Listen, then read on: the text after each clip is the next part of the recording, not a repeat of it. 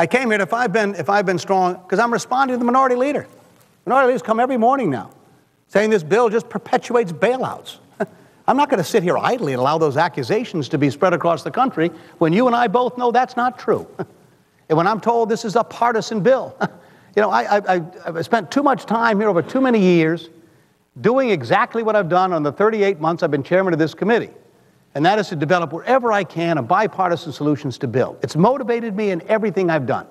And so to all of a sudden, out of the blue, knowing all the efforts that I've made, along with others, to try and find that common ground, as my colleague from Tennessee well knows here, and then to be faced with a minority leader who should know better than coming to the floor, making these silly accusations, false accusations, about a process that has been anything but partisan, about conclusions in a bill that are anything but accurate, when it terms, in fact, what's included in the legislation.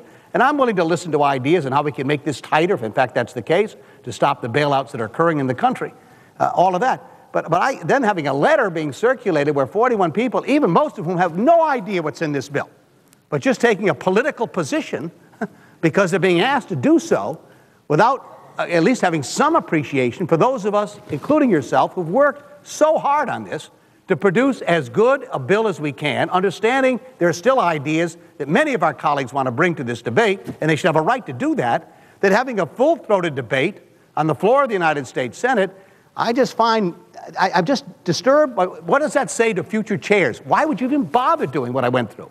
If, in fact, at the end of it all, the answer is, no, I'm sorry. We didn't get our way, so we're going to stop the debate. I just find that terribly distressing to me. As a member of this body, leaving it in a few months, I won't be here any longer next year for the debates, but I've got to say to the younger members, the newer members coming along, be careful.